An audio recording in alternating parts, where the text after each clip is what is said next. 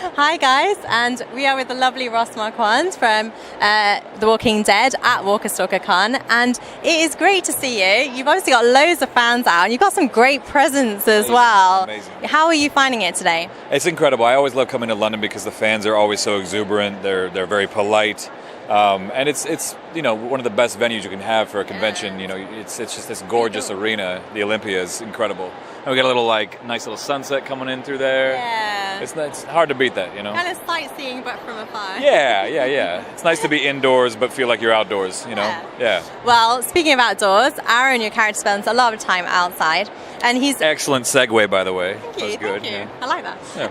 And so one of the things I'm wondering is, at the moment, he's spending a lot of time with Rick and he's scavenging. So how is Erik feeling about that? Because we saw they had a little bit of a discussion. Is he feeling left out? I think to some degree, of course, his foot's still mending, but I think the other part of it is that Erik sees a very clear correlation from when Rick and the group entered the group in Alexandria, and we've seen all of our friends and a lot of our family die, so I think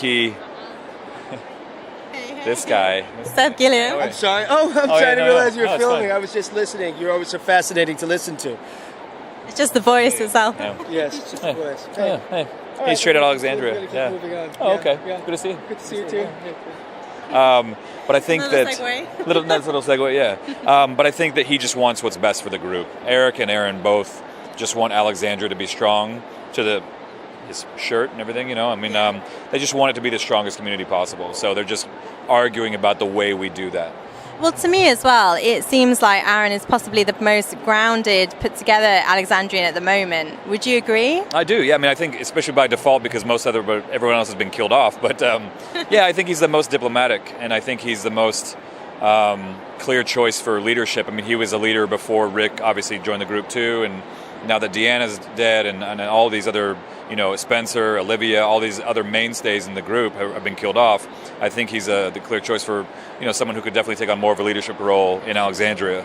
And do you think Erik would be up for him doing that? Do you think Erik wants to kind of go back out scavenging, or do you think it's going to be more about leadership? I don't think it's about scavenging anymore. It's about finding, if anything, if there's going to be any scavenging, it's going to be about finding weapons, getting together with other communities and finding those communities that will help with getting guns and also helping them fight against Negan. And looking at the different communities now that are coming up, what does Aaron think of Hilltop and of King Ezekiel's place? I think they're great. I think that Aaron thinks that they're very viable potential partners for the fight against Negan and the Saviors. So, Season 7, we've seen a lot of characters have their standalone episodes. Are we going to see something Aaron-centric, or would you like to see that? I would love to see that. I can't speak to the future, of course, but I would definitely love to see that. Yeah. And speaking of, exactly. And speaking of the fans here as well, you said loads of people walking around with Negan's bats and all that stuff. Have you had a little go with Lucille on set? It's crazy. Maybe? It's so disrespectful to be walking around, especially when Abraham's here, Michael Cudlitz, it's... no, I get it. I love playing villains myself, so I get the appeal of Negan. I think I certainly understand, and Jeffrey's doing a fantastic job of playing him with such charm and fun that it's tough not to root for a guy who is so exciting to watch, And on set, when you have a bit of time to yourselves, what do you guys get up to? In Alexandria, is there any kind of sort of traditions, games that happen in there? We're honestly so tired usually after we get off of work that we go home and sleep for the next day. Netflix and chill. Netflix and chill, yeah. Sounds like a plan. It's a great idea. And I have to ask you, because of The Walking Dead, in a real post-apocalyptic world, if you could have one thing that you would miss the most, what would it be? My tunes. I gotta have my tunes. I think music is such an important thing, a part of my life that if I didn't have music, I'd probably go crazy. Yeah. I feel like there's a guy-girl divide on that. Guys are like internet, tunes. Women are like hot showers, toilet roll. No, I could care less about that. I grew up camping in Colorado, so that doesn't bother me at all. But I'd miss my music. Yeah.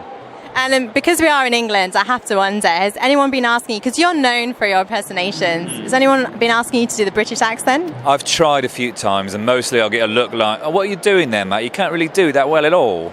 And so I stopped. That's a bit Michael Caine, I reckon. It's a bit Michael Caine. Right, sorry about that. Yeah. Well, that was fantastic. It's great to meet you. Enjoy the rest of the con. Thank you very much. Thank you. Bud.